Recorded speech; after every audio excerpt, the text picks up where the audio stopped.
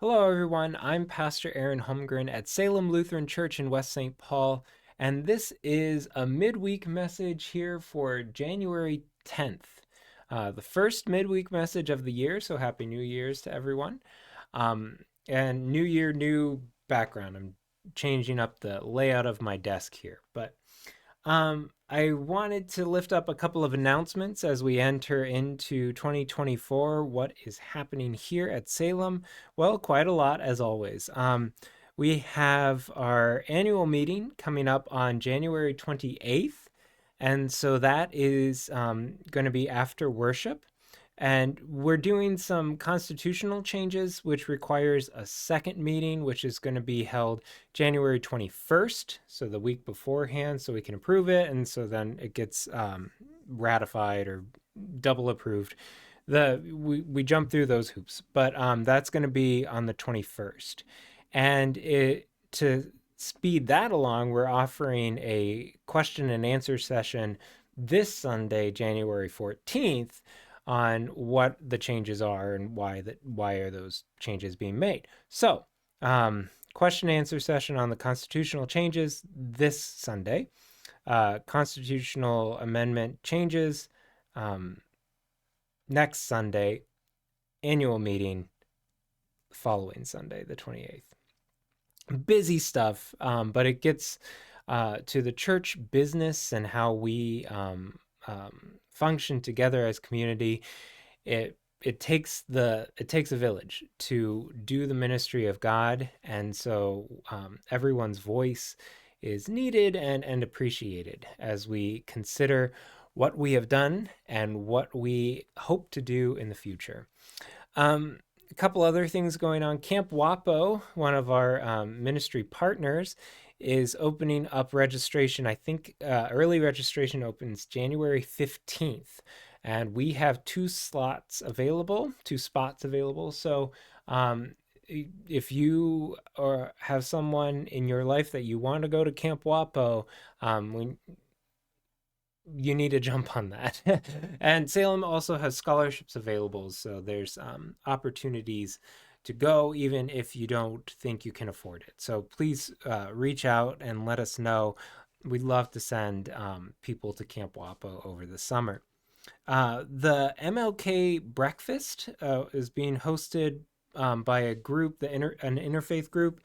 That's going to be on Monday the 15th.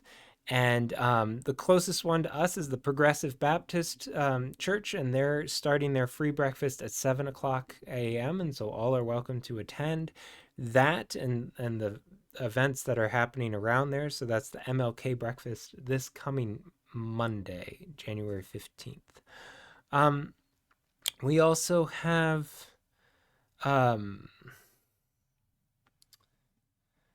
looking at my notes here.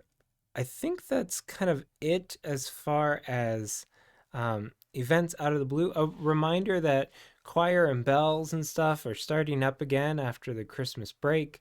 So if you are interested in learning how to play bells or joining the choir, why not start it with the new year? I know it's not the new season. That's when they start in September, but you can join at any time, and all are welcome to attend those. So those rehearsals are tonight. We also have our faith formation, which started up last week, but is going again tonight, Wednesday the 10th, and that's going to be at St. Stephen's with the 5:30 dinner and the 6 o'clock large group followed by small groups. So keep that in mind if you are out of routine from all the holiday adventures. So, okay. The big thing that's going on that I wanted to lift up today is actually it has to do with our partnership with St. Stephen's.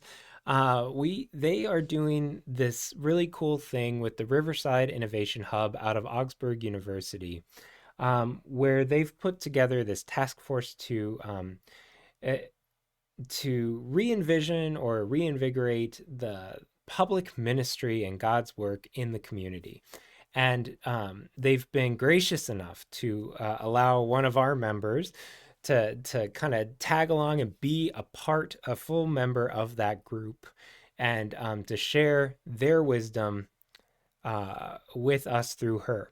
So we are all invited to participate in what is being called a prayer walk.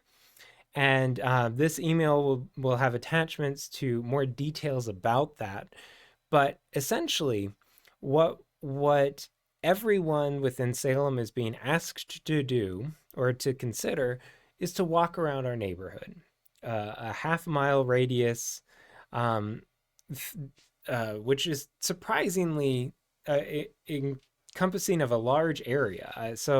Um, it's more than just the few blocks on our side. But the goal is to walk the neighborhood, to walk kind of your own path if you want, your own section of the neighborhood, but to walk it with with a prayerful heart and with open eyes and open ears, to listen and to look for places where you think God is smiling and places where you think God might be sad. And there's other language for that as well. But I like Pastor Tim's approach on those two words. So you're to just walk it and observe. And you might wonder, like, what is the goal of this? That's the goal, to observe what is in our neighborhood. And then you're asked to fill out a form. There's paper copies going to be made available, as well as a digital form that you can fill out. And there, Pastor Tim's asking that you can fill it out by January 17th, so that when they get together, all walkers, and you're invited as well if you walk, you can gather in the fellowship hall here at Salem on January 20th at 9 o'clock and go through the observations that have been made, and kind of see this as a launching point to this question of God's public ministry and how we can be a part of it. So, a really exciting opportunity. Very grateful that St. Stephen's is letting us participate in this and fostering this idea. And so, the prayer walk, more details are available through Pastor Tim, and he has a 9-minute video describing this as well, if you don't think you understood what I just rambled on about. But I wanted to tie this into my other reflection, or maybe it's just a continuation of this. In our Bible study yesterday, we kind of got a little off track at the tail end, talking about biblically accurate depictions of angels. It's kind of a fun trend going on in some corners of the internet, where people take descriptions of the seraphim and cherubim and the heavenly hosts that are present within the Bible, described in like Isaiah or Ezekiel, and they type it into an AI generated image creator and create these biblically accurate depictions of angels, and they are bizarre. They are jarring. They're not the blue-eyed, blonde-haired men that you see with wings and glowing. There's something else. And so it was a kind of an examination of what we take for granted, or what we uh, think we know about a certain thing. And then when you really dig in and look at it, you'll find that the cherubim and seraphim have no description that looks like kind of our touched by an angel vision of these creatures. And so, to loop this back to the prayer walk, and actually to tie it into our gospel text this coming Sunday, when Philip approaches Nathanael and says, "We found the Messiah. He's Jesus, son of Joseph from Nazareth." Nathaniel says, "Can anything good come out of Nazareth?"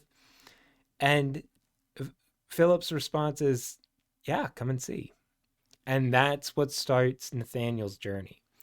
So I see this prayer walk as a come and see moment, as a moment where you might be thinking, really, I mean, walking the neighborhood, is that going to do anything? Is anything good going to come out of this prayer walk? My challenge to you is to come and see.